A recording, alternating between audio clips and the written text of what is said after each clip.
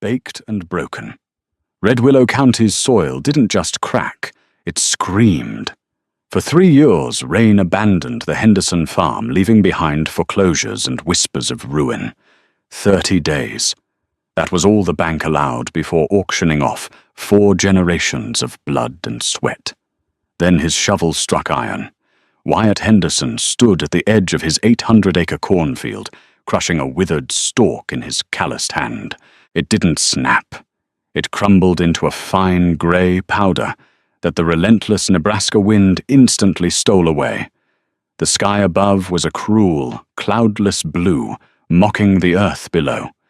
The pivot irrigation systems, massive metal skeletons that had once brought life to this land, stood paralyzed.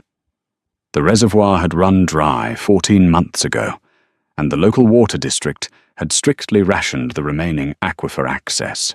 Wyatt wiped a mixture of sweat and topsoil from his forehead, his eyes fixed on the horizon, where the heat shimmered like a mirage. He was a man carved from the very landscape he worked, lean-weathered and stubborn to a fault. But stubbornness couldn't pay off a $1.2 million operating loan. The rumble of a mail truck pulling down the long dirt driveway broke the silence. The vehicle kicked up a plume of dust that lingered in the stagnant air. Wyatt walked toward the mailbox, his boots crunching on the parched earth. The carrier, a man named Henderson Billings, who had driven this route for 20 years, didn't offer his usual wave. Instead, he handed over a thick white envelope with a grim expression. It required a signature. Wyatt didn't need to open it to know what it was. The return address read, First Prairie Ag Bank, Commercial Lending Division. Inside the farmhouse, his wife Carolyn was at the kitchen table, meticulously reviewing a stack of past due invoices. The fan overhead clicked rhythmically, pushing hot air around the small room. Their 10-year-old son, Leo, was in the living room, building a fort out of sofa cushions, blissfully unaware of the financial guillotine hanging over their heads. Wyatt tossed the envelope onto the table. Notice of default and intent to foreclose. He said, his voice hollow. They're calling the note. We have 30 days to produce the arrears or they auction the land. Caroline's hands trembled as she picked up the document. Wyatt, it's over $400,000 just to catch up. Even if we sold the combine and the tractors, we wouldn't make half of that. Didn't you say Garrison Boyle promised us an extension through the winter? Garrison Boyle is a liar in a $3,000 suit. Wyatt spat, the anger finally breaking through his exhaustion. The next morning, Wyatt drove his battered Ford F-250 into town. The First Prairie Ag Bank building was a modern glass and steel monstrosity that looked wildly out of place against the historic brick storefronts of the farming community. Inside, the air conditioning was turned up so high it felt like a meat locker. Garrison Boyle, the regional vice president of agricultural lending, sat behind a sprawling mahogany desk. He didn't even have the decency to look apologetic. It's not personal, Wyatt. It's a portfolio adjustment, Boyle said smoothly, steepling his manicured fingers. The drought has decimated crop yields across the high plains. Our risk assessment models indicate your operation is no longer viable. The board is demanding liquidity. My great-grandfather broke this ground with a team of mules. Wyatt leaned forward, planting his large, dirt-stained hands on the polished wood of Boyle's desk. This farm survived the Dust Bowl, the farm crisis of the 80s, and it will survive this. I just need time to sink a new, deeper well. The hydrologists say there's water in the lower Dakota Formation. Boyle offered a thin, patronizing smile. Drilling a deep water well costs upwards of $200,000, Wyatt. Money you don't have. Furthermore, the Nebraska Department of Natural Resources isn't issuing new drilling permits in this basin. You're out of options, but I do have a silver lining. Boyle slid a glossy folder across the desk. I've been in contact with a corporate buyer. Horizon Yield Partners. They specialize in acquiring distressed agricultural assets. They are willing to offer a cash buyout. It won't leave you with much after the debt is cleared, but it will save you the public humiliation of a sheriff's auction. You and Caroline could move to Omaha. Start fresh. Wyatt stared at the corporate logo on the folder, a stylized green leaf that looked entirely artificial. He realized in a sickening flash of clarity that the bank didn't just want their money back. They wanted the land. Horizon Yield Partners was likely a shell company sweeping up generational farms at pennies on the dollar to consolidate water rights for industrial agribusiness. I'd rather burn the farmhouse to the foundation than sell it to a hedge fund, Wyatt said, his voice dropping to a dangerous whisper. He turned and walked out the heavy glass doors, shutting out Boyle's smug face. He had 30 days. 30 days to find a miracle in the dirt. The silence of the farmhouse at 2 a.m. was deafening. Wyatt sat in the glow of a solitary desk lamp in the attic, surrounded by cardboard boxes, smelling of mothballs and dry rot. Sleep was impossible. Every time he closed his eyes, he saw the auctioneer's gavel falling.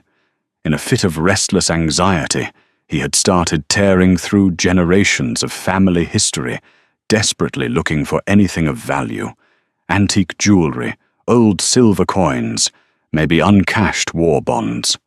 Instead, he found a heavy leather-bound ledger belonging to his great-grandfather, Ezekiel Henderson. Ezekiel had survived the 1930s, a time when the sky turned black with topsoil and livestock choked to death on the dust. Wyatt carefully turned the yellowed, brittle pages. Most of it was mundane accounting: the price of seed, the cost of horseshoe nails, the agonizing tally of dead cattle. But an entry dated August 12th, 1934, caught Wyatt's eye. The handwriting was erratic, rushed. The drought is a plague, but the Lord provides in strange ways. The government men from the WPA came through today. They ordered us to cap the deep bore on the North Ridge, claimed the artesian pressure was too volatile, said it would collapse the topsoil if left unchecked. But I know the truth. They want to control the aquifer. We sealed it with a Dempster cast-iron plate and buried it under 6 feet of clay. If the dry years ever return to break this family, the water is there, waiting in the dark. Wyatt's heart hammered against his ribs. The North Ridge. It was a barren, rocky outcropping at the furthest edge of their property, a place where nothing grew, and the soil was too hard for the plough. He had always assumed it was useless wasteland. There had never been a well there in his lifetime, nor any mention of one by his father. He flipped to the next page, finding a crude, hand-drawn map. It showed the ridge a limestone bluff and a dead cottonwood tree that had been struck by lightning. X marked a spot exactly 40 paces north of the blackened stump.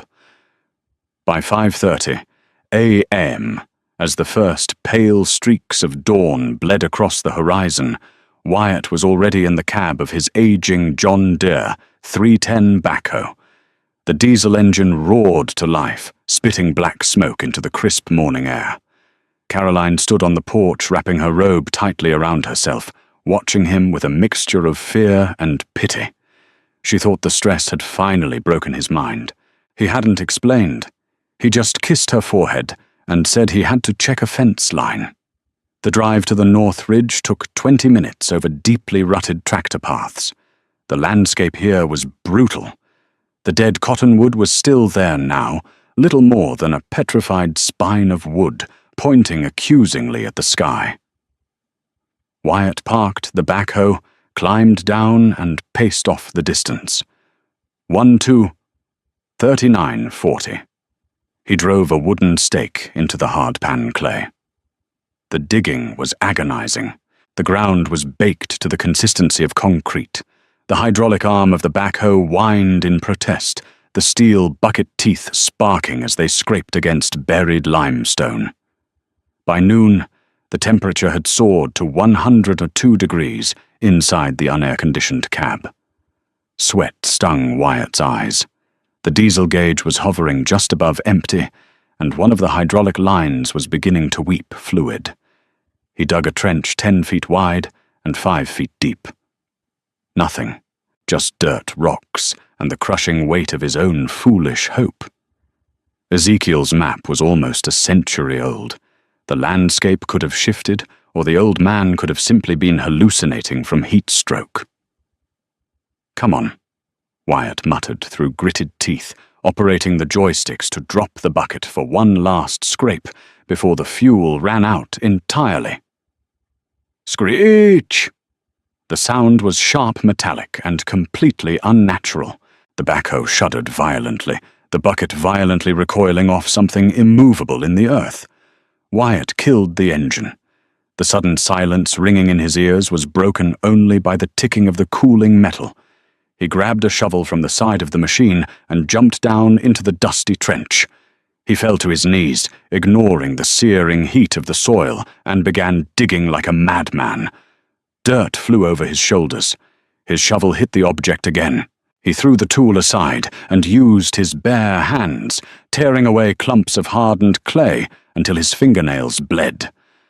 Slowly the shape revealed itself. It wasn't a rock. It was a massive circular iron cap, easily 4 feet in diameter, bolted to a reinforced concrete collar. The metal was pitted and rusted, but as Wyatt vigorously wiped the dirt from the center, embossed lettering became visible. Dempster Mill Manufacturing Company, Beatrice, Nebraska, Patent, 1918. Wyatt let out a breathless, choked laugh. It was real. The century-old well was real, but finding it was only the first step. Opening it was another entirely. The plate was secured by 8 massive hexagonal bolts that had spent 90 years fusing with rust. Wyatt climbed out of the trench, grabbed a heavy-duty angle grinder and a portable generator from the bed of his truck, and went back down. For 2 hours the trench was filled with a shower of blinding orange sparks and the deafening shriek of metal cutting metal. He ground off the heads of the bolts one by one, his arms aching, his clothes soaked with sweat. As the final bolt head sheared off, a strange sound emanated from the earth. It started as a low hiss, like a giant serpent exhaling, and quickly escalated into a deep, vibrating rumble that shook the ground beneath his boots. Wyatt shoved a heavy steel crowbar under the lip of the iron plate and threw his entire body weight onto it. The seal broke with a thunderous crack. Immediately a blast of freezing air exploded from the opening, knocking Wyatt backward into the dirt.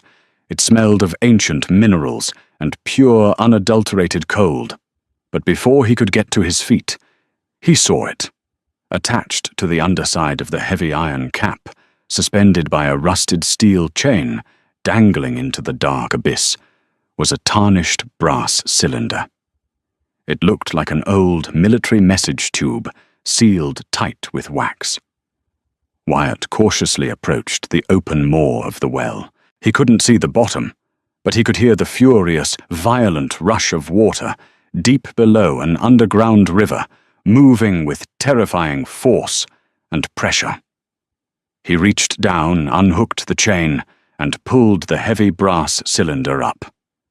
Sitting in the dirt, he cracked the wax seal with his pocket knife and unscrewed the cap. Inside, perfectly preserved, was a brittle rolled parchment. It wasn't just a journal entry. It was an original sovereign water deed, stamped with the seal of the Federal Land Office in 1919. It granted the Henderson estate absolute, unrestricted subterranean riparian rights, in perpetuity, explicitly exempting the parcel from future state or county rationing ordinances. But as Wyatt unrolled the document fully, a smaller folded letter slipped out and fluttered to the dirt. It was typed on official 1930s government stationery. Wyatt picked it up and read the opening line. His blood ran cold. Confidential Directive Department of the Interior. Subject immediate sealing of red willow anomaly. The bank didn't want his farm for a hedge fund. Garrison Boyle and the corporate buyers knew exactly what was buried under the North Ridge. They weren't just foreclosing on a farm. They were trying to steal a secret that had been buried for 90 years. Wyatt's hands shook uncontrollably as he held the fragile, yellowed typewritten letter against the harsh morning sunlight. The crisp paper crackled, bearing the official letterhead of the United States Department of the Interior, dated October 14th, 1934. It was signed by a man named Dr. Harrison Miller, the Chief Geological Surveyor for the Works Progress Administration's Regional Hydrological Initiative. Wyatt read the words again, his mind struggling to process the monumental weight of what he was holding. Mr. Henderson, by order of the Federal Director, the deep bore on your North Ridge must be permanently sealed with immediate effect. Our preliminary subterranean testing confirms the existence of what we are classifying as the Red Willow anomaly. This is not a standard pocket of the Ogallala Aquifer. It is a massive, highly pressurized glacial paleo water reserve, trapped beneath a thick layer of impermeable bedrock since the last ice age.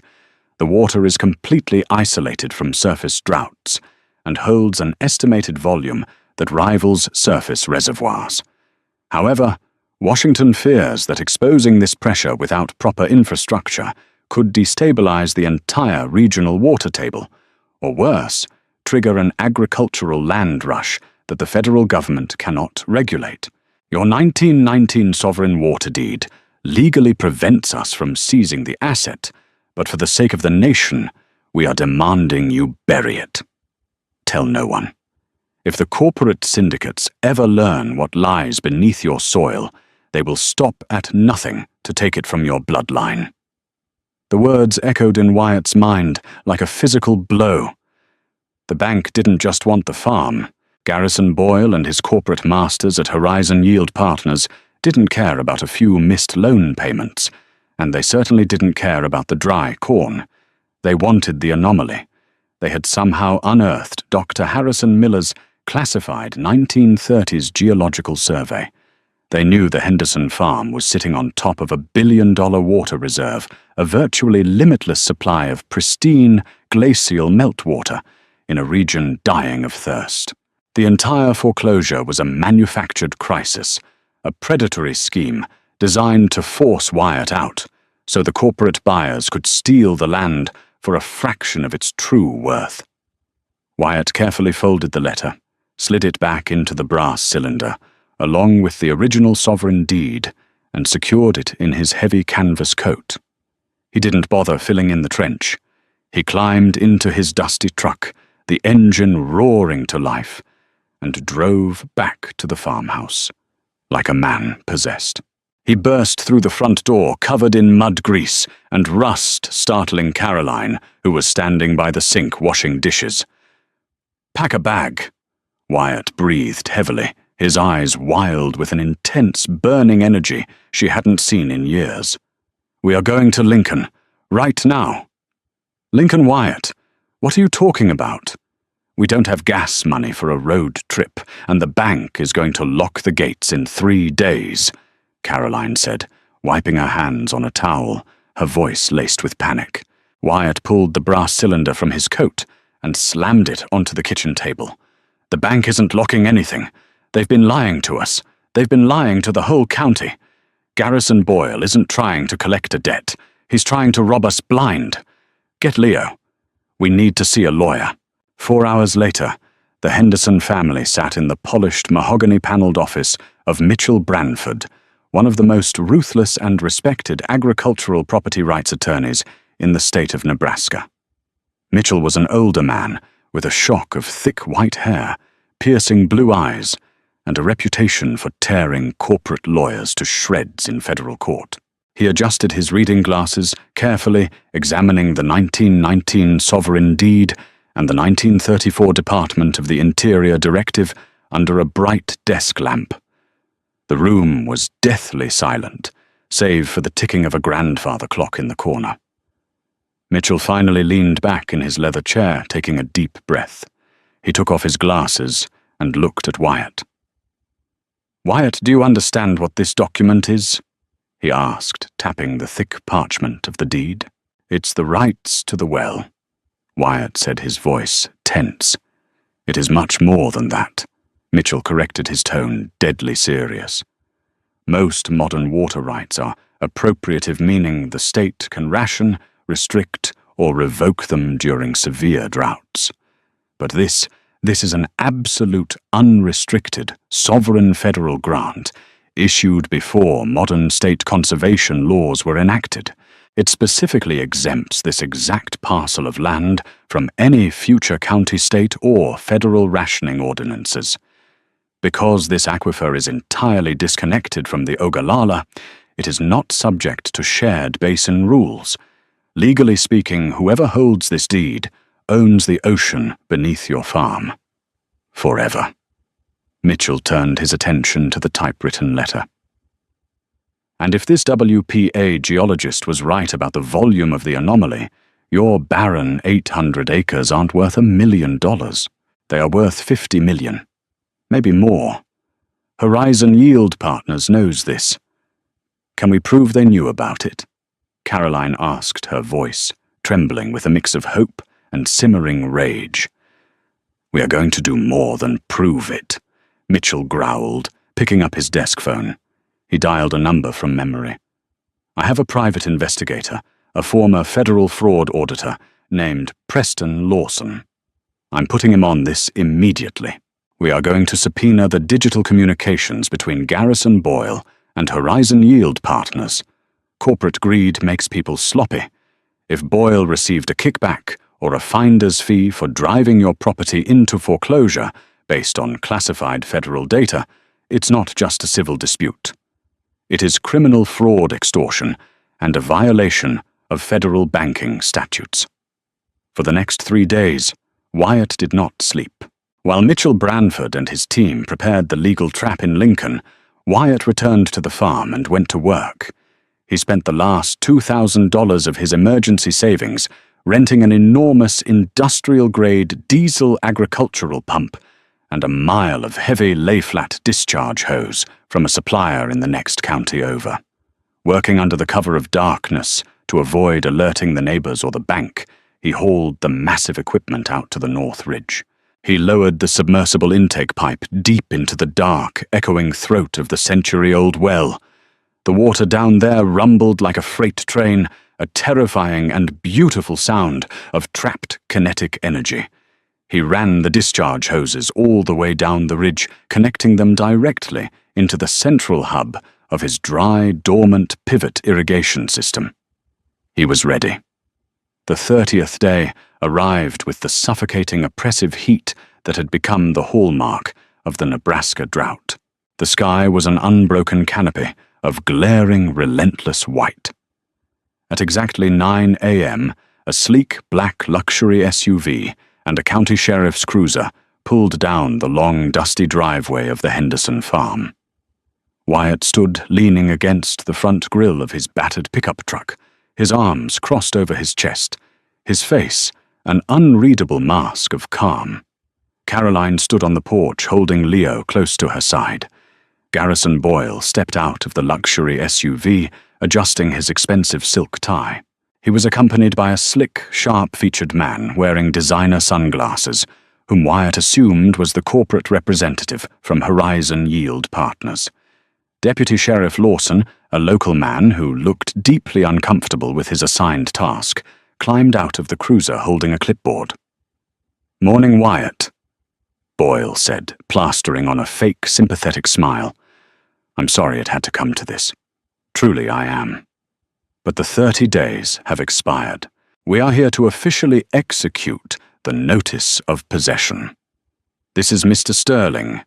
Apologies, this is Mr. Cole, the acquisition director for Horizon.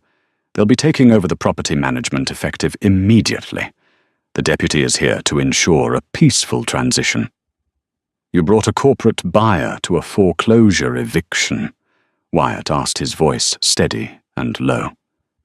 "Seems a bit premature, Garrison. The auction isn't until next week. Horizon made a preemptive cash offer to the bank to clear your debt," Boyle replied smoothly. "It's a done deal. Now we'd appreciate it if you could vacate the premises by noon." "I don't think we'll be doing that," Wyatt said, stepping away from his truck. Mr. Cole scoffed, taking off his sunglasses. "Mr. Henderson, don't make this difficult. You are completely out of capital, your fields are dead, and you have no legal standing to remain on this land. The bank owns it now.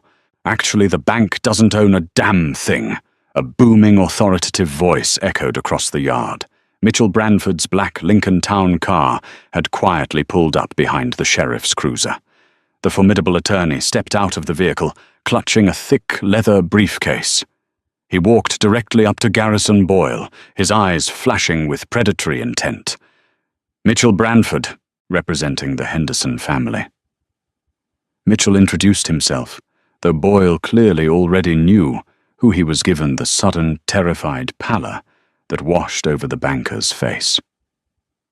Mitchell opened his briefcase and pulled out a stack of legally stamped documents. He shoved the first document directly into Boyle's chest. "That is an emergency federal injunction signed by a United States District Judge at 2 o'clock this morning," Mitchell barked. "It immediately halts all foreclosure proceedings on this property. The second document is a notice of a multi-million-dollar civil lawsuit filed against First Prairie Ag Bank Horizon Yield Partners, and you personally, Mr. Boyle." Boyle's hands trembled as he looked at the papers. "On what grounds?" He squeaked, his arrogant facade crumbling instantly. "On the grounds of predatory lending, criminal conspiracy, and wire fraud." Mitchell smiled, revealing teeth that looked ready to bite. "My investigators pulled your private emails, Garrison. We have the messages between you and Mr. Cole here, discussing the classified 1934 WPA Geological Survey. We know you deliberately denied my client's loan extension to force a default, so you could steal the Red Willow anomaly. We also have the offshore wire transfers, showing Horizon paying you a $500,000 consulting fee for securing this specific acreage." "Mr." Cole turned ghost white, suddenly backing away toward the SUV. Deputy Lawson narrowed his eyes, resting his hand on his duty belt. "Is this true, Boyle?" the deputy asked grimly. It's a misunderstanding," Boyle stammered, sweating profusely under the blazing sun. "The water rights are public domain. We were just securing an asset. The water rights belong to Ezekiel Henderson and his heirs in perpetuity," Mitchell corrected, waving the copy of the sovereign deed. "An unrestricted federal grant. Your little corporate theft just failed, gentlemen. The federal marshals are visiting your bank headquarters in Omaha as we speak. I suggest you get off my client's property before I have the deputy arrest you for trespassing." Boyle stood frozen, utterly defeated, his career and his freedom evaporating in front of his eyes. Cole didn't wait. He scrambled into the SUV, slammed the door, and locked it. Wyatt didn't say another word to the banker. He reached into the bed of his truck, grabbed a heavy electronic remote control wired to the North Ridge pump, and flipped the massive red toggle switch. For a moment, there was nothing but silence. Then a deep, thunderous vibration began to shake the ground beneath their feet. It felt like a minor earthquake. A heavy rushing sound echoed from the fields. Suddenly, the rusted, dormant pivot irrigation systems roared to life. From the massive sprinkler heads, a tremendous, violent explosion of crystal-clear water erupted into the air. The pressure was staggering. The water shot 40 feet into the sky in magnificent arcs, catching the morning sunlight and creating brilliant, dazzling rainbows across the dead cornfield. The dry, cracked earth eagerly drank the deluge, turning instantly into rich, dark mud. The smell of fresh water and wet soil filled the air, the scent of life returning. Wyatt turned back to his family. Caroline was crying, laughing through her tears as Leo ran out into the yard, holding his hands up to catch the mist drifting from the fields. Wyatt pulled Caroline into a deep embrace, burying his face in her shoulder as the crushing weight of the past 3 years finally washed away. The bank had tried to bury him in the dirt. Instead, they had given him the shovel he needed to strike gold. Over the next year, the Henderson farm didn't just survive, it thrived. Wyatt utilized the anomaly, carefully transforming his barren acres into an oasis that produced the highest yields in the state. More importantly, he laid pipes to his struggling neighbors, selling them the pure glacial water at an honest, affordable rate, saving 5 other generational family farms from bankruptcy. Garrison Boyle went to federal prison, and the Henderson legacy remained firmly planted in the soil watered by a century-old secret hidden in the dark. If you were captivated by Wyatt's fight against the corrupt bank and his incredible discovery, please hit that like button right now. Share this video with friends who love real-life stories of underdogs taking back what is rightfully theirs. Do not forget to subscribe and click the notification bell so you never miss out on our thrilling true stories. Leave a comment below telling us what you would do if you found a hidden well on your farm today.